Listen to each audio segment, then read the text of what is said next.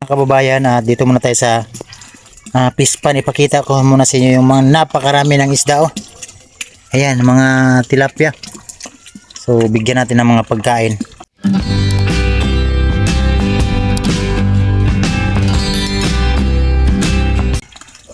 So pag umaga kasi mga kababayan, binibigyan ko to ng kuan.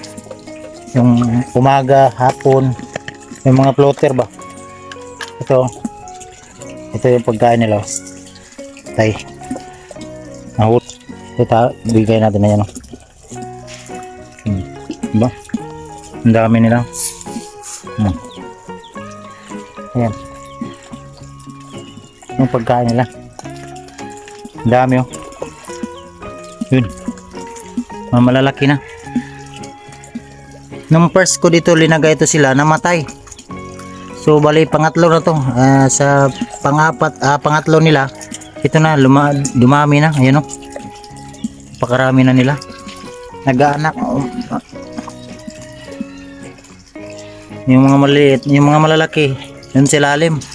Ayaw lumabas pag may tao. Takot siguro sa mumukha ko. Ayan may water lily. Tawag ng bulaklak na yan yung tinatawag na water lily kasi dito tumutubo sa tubig. Ayan.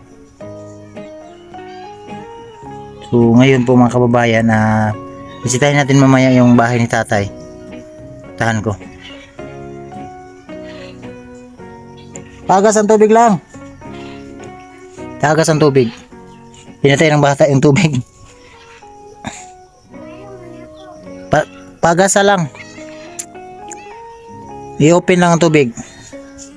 Open. Ayaw na.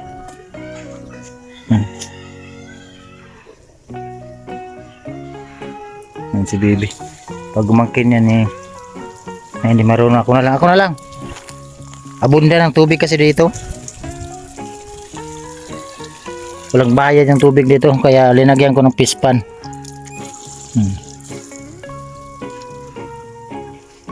Ayan. Dito ko nag-standby pag walang trabaho. Ayan.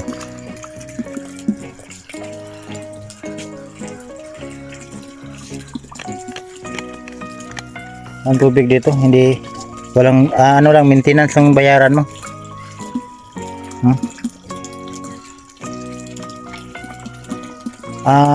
Itong mga isda, may pag gumawa ka pala ng pispan, may nag-advise sa akin daw,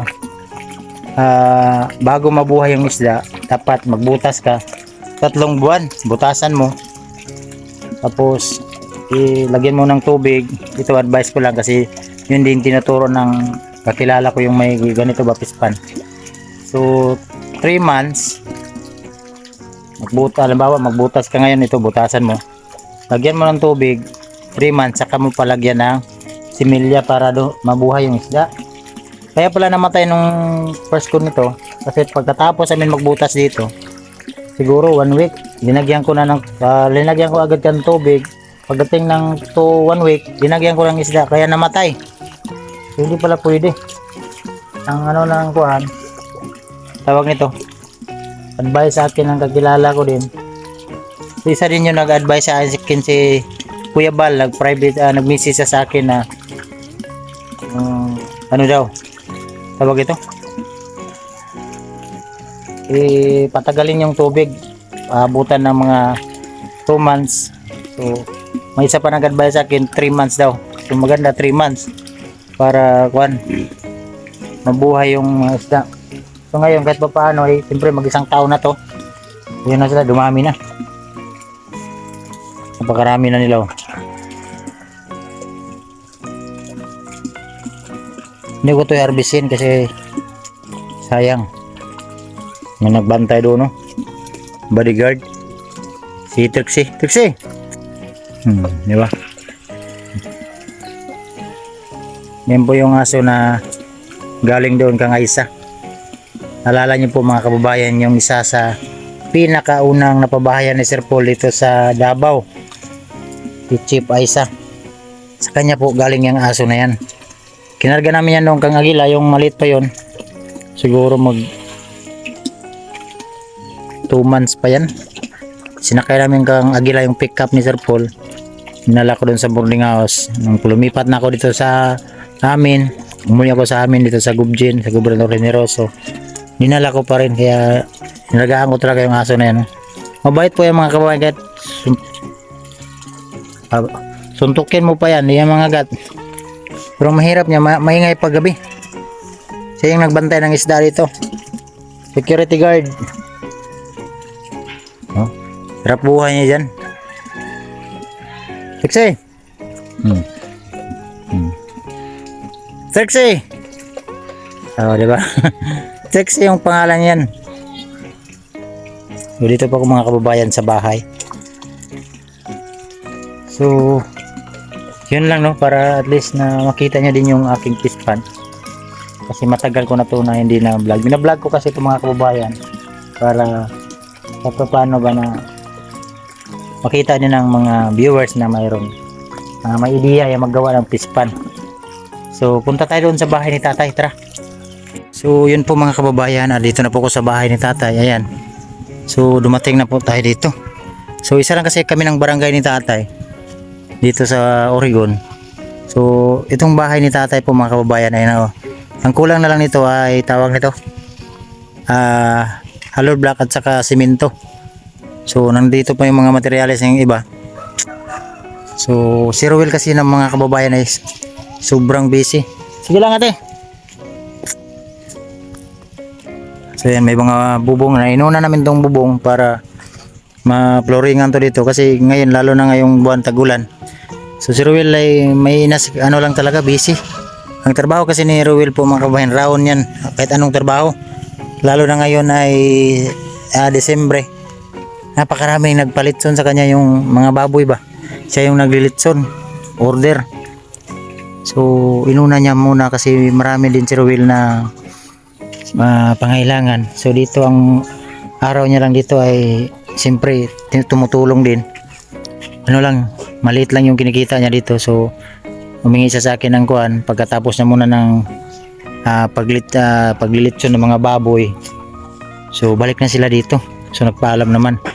So maganda kang Ruel po mga kababayan dahil kahit wala siyang hindi siya tinitingnan, hindi bantayan, magtrabaho yan. Kaya mahirap kasi dito pag magtrabaho na hindi mabantayan. Hindi naman tayo kuan, pero ano lang ba, yung kailangan talaga yung taong tumutulong din kasi ito maliit lang yung ano dito tawag ito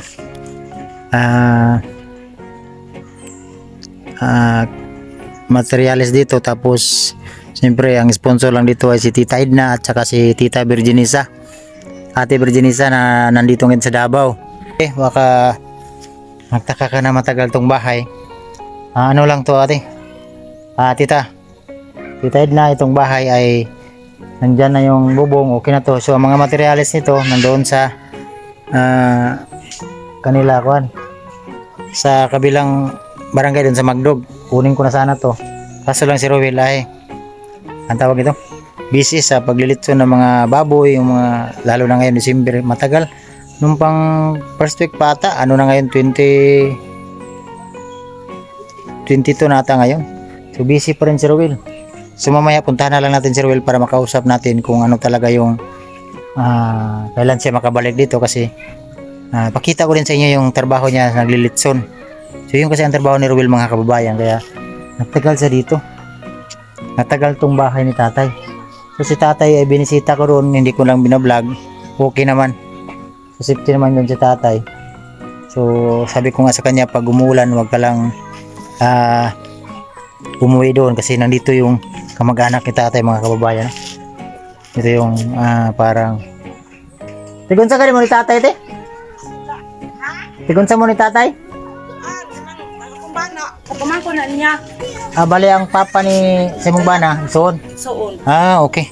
So kaya pala si tatay gusto niya dito para murag angkol niya si tatay. Iyuan. Join niya. So, pasensya tayo, salamat na. So kaya pala gusto ni tatay dito para siyempre may edad na daw siya. Para kahit pa paano ba kung ano mangyari sa kanya, siyempre hindi natin alam yung ating katawan, baka magkasakit tayo. Si tatay din may edad na. So yun ang advice niya sa amin kung bahayan siya dito. At ang gusto niya may tubig, andyan yung tubig. Maingay yung mga bata. Yung bata mga kababayan maingay. So yan lang no. At least na paliwanag ko sa inyo, baka magtaka kayo bakit matagal yung bahay ni tatay. Si Ruel lang, inantay ko lang talaga yung magtrabaho. Kasi yung kuya ko, si Kuya Junjun, busy dun sa uma. Karaming trabaho din, may ano din na kinontract na bahay. Hindi pa nga niya nakalipat dun sa uma niya. So iwan ko ngayon kung nakalipat na. Kasi matagal yung bahay na trabaho nila, building kasi yun. So yun no, at least maliwanag na. So magpasalamat lang ako sa sponsor na tumulong dito. Lalo na kang tita Ed natin ko tita. Kang ate Virginisa ng taga Davao. Umuwi po ngayon ng Davao City. Magbakasyon sila. Ingat po kayo sa mission niya pag bakasyon nyo. Enjoy yung pagbabakasyon nyo sa Davao. Alam ko na masaya kayo yung pagbabakasyon nyo dahil siyempre sa ibang bansa trabaho palagi. So iba talaga pag makauwi tayo sa ating kung saan tayo nanggaling. Kasi masaya tayo dahil hindi tayo nakatrabaho, pahinga muna. So alagahan muna natin yung ating sarili. So yun mga kababayan, at least maliwanag na. So thank you sa inyong lahat at siyempre sa ating mga charity viewers na sumuporta sa akin. Thank you po sa inyong lahat. Maraming salamat. At yun nga no, puntahan natin po mga kababayan si Ruel kung saan yung bahay niya para makita nyo talaga kung ano yung trabaho niya, no? So tara, puntahan natin. So yun po mga kababayan, at para makita nyo talaga kung gaano ka-busy si Ruel. So galing pa ako doon sa bahay ni tatay, doon sa kabilang purok. So dito si Ruel, ayan no, yung nakalikod. Si Ruel po yan mga kababayan, para malaman nyo talaga ba kung gaano ka-busy itong tao na to. So iwan ko ano yung ginawa niya na nag-drive, kung ano yung iniikot niya yan. Puntahan natin. Tara. Ayan si Ruel. Ayan. Ayan o. Tingnan natin, harapin natin nga ang likod. Ayan si Ruel. Will, ano yung mag-drive ba ni Will? Litson ko ngayon, order. Ulit sabi na kung nag-drive pa kuhan, bulldozer. Order ko. May buntag yan eh. Buntag. Kumusta Will? Ito ng mga Viewers. viewers sa PTV Nonoy. Mayong buntag. So, nag-drive yun ng bulldozer. So, ayun po mga kababayan, kung ayaw nyo maniwala, ito si Ruel. Iniikot niya yung litson. Ayan o. Pila ka bukwil malitson ni mo katong kapila na ni? Ikapito ni. Ikapito na ni? Oo. Biruin nyo. Kada araw-araw talaga, adaw-adlaw Will, no? Magsalang lang usahay kay mabuhay ko. Tapoy kayo. Oo, paulay lang sa kadlaw. Oo. So, isa ka litson Will, pila ang bayad? Yung sa Tagalog, yung isang litson buo, 13,000 to 14,000. Imo ng baboy. Sayo ng baboy. Oo. Akin na yung baboy. Baboy. So, 13,000 to 14. Oo. So, pila ka kilo Will? 1. Para mayan natin advice sa mga viewers ba? 35. 35 ang kilo sa baboy. Ang isa ka 35 kilos, 14,000. Ikaw na maglitson. ako na ng baboy. So 14,000. So kung willing kayo po mga kababayan magpalitson kang Ruel, na taga-gobernador Generoso yung ating mga viewers ngayon na nakapanood, i-PM nyo ako, i-message nyo ako para hindi naman sa pagmamayabang. Ito talaga si Ruel ay pinagmalaki ko talaga ito. Napakasarap maglitson. Yung yung litson dito sa galing sa Barangay Oregon dito sa akin. Kapag may ay walang lasa, Ibalik mo, ibalik. Balik yung Ibalik yung pera. pira at saka yung litson uli. So biruin nyo po mga kababayan, bigyan pa kayo ng partida ni Ruel. Halimbawa, magbigay kayo ng 14,000, sa kanya lahat. Sa kanya na yung baboy, siya na yung magtimpla, sa kanya na yung ihatid na lang sa inyo, luto na. So pag walang lasa, ibalik yung baboy, ibalik niyo yung pera. So ganun si Ruel kagaling. Kaya itong tao na to, napaka sulit talaga naming magkakaibigan ito, parang kapatid ko na to. tinuturing ko na tong kapatid kasi biruin niyo po mga kababayan, dito sa paglilitson niya, malaki yung kinikita niya.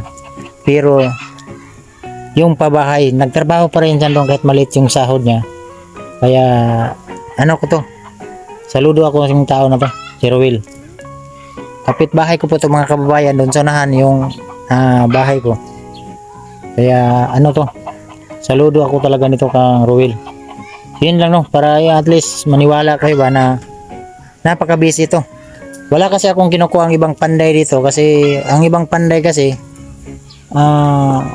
siyempre ang mission natin ang pagtulong, hindi naman sa pangano, hindi naman lahat, pero kadalasan ganun talaga. Kaya si Ruel kasi din yung nagturo sa kang tatay kung saan ko nakita si tatay. Malaking tulong talaga ni Ruel sa akin. So ayan o, para magutom yung ating mga viewers. Di ba? Kay Ma'am Ming. Kang Ating. Magandang umaga po sa iyo, Ma'am Ming. Salamat daw Ating. Happy New Year. Happy New Year. So siya yung nagtrabaho doon sa shop na pinagawa ni Ating, si Ruel. Salamat Ating na hindi ka talaga kinalimutan kahit nagtrabaho yung mga trabahante. Kasi biruin nyo yung tulong ni Ating sa amin na nagbigay ng motor parts. Siya po yun. So yan mga kababayan, tingnan nyo. Ang maganda dito yung apoy, kahoy talaga yung ano ba, hindi tulad ng iba. Ang uban Will, mga ako ano, kanang buon sana. Mga pan lang nga kahoy, pero kanil pinili nga kahoy, dili tong Jimenina. Iwas sa ano po ito, noy. Likado mo ko ng uban kuan sa kuan, anong aso ba? Aso. Pero dito kapag pumunta na si Maming sa Philippines, pakainin natin yung litson. Magandang litson dito. Uy, anong problema kang Ating? Ayaw kumain ng litson kasi si Binti Adventis yan. Patay tayo natin. Sa lahat na lang mga naman nanonood sa PTV Team Nonoy, team lang kayo kay PTV o kay Kuya Nonoy. Kung willing kayong mag-order, i-message nyo ako ang PB Team Nonoy. Mag-direct kayo sa aking messenger, ang Nonoy Matanggo, no? Kung willing kayo magpalitson ng baboy within Governor Generoso, Davao Oriental, kahit saan, i-PM nyo ako, i-private message nyo ako para matikman nyo talaga ang litson ni Ruel, no? May kwanta yun, may lisensya to. Lisensyado po to mga kababayan. Ngayon busy lang, hindi pwede pakita natin yung lisensya, pero kung willing kayo, mag-message kayo para i-send ko sa inyo yung lisensya niya para maniwala kayo no na legit talaga siya na masarap magluto. Hindi tulad ng iba, hindi naman sa pangano, yung iba kasi walang lisensya, pero hindi naman nagbase tayo sa lisensya, no? Importante yung may talent. Ang talent talaga yung ating binabasihan. Kung gaano kakagaling magtimpla, kasi dyan nagbase ang tao.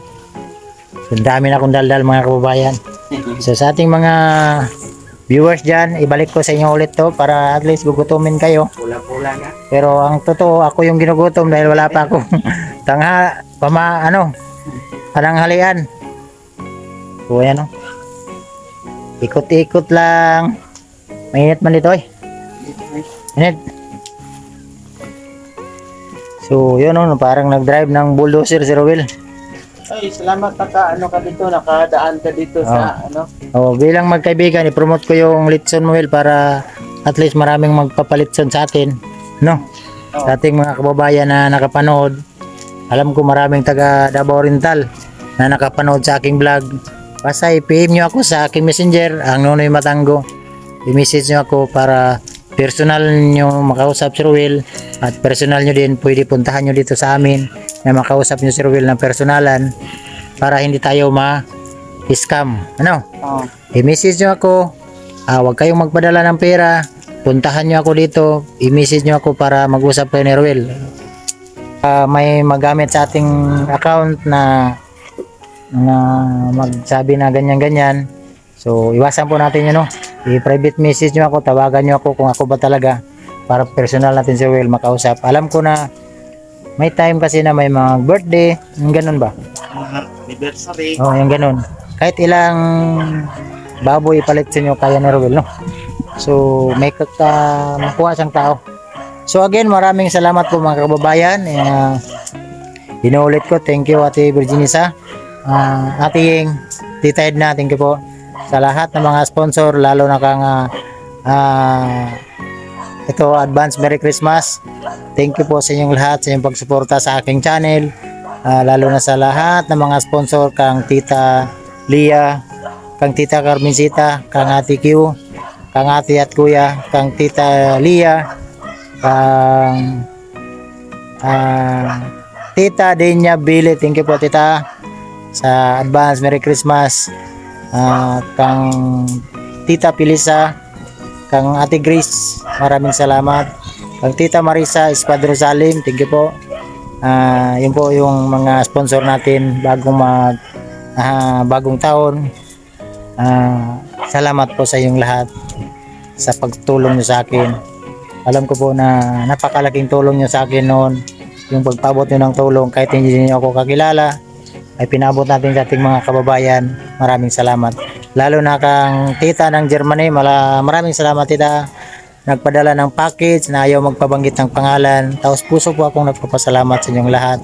Kasi maraming mga kababayan natin na napabutan ng tulong. Kahit hindi na videohan, ay napabutan natin ng tulong. Salamat no. Siyempre sa ating mga natutulungan, alam ko nanood kayo. Salamat sa inyo.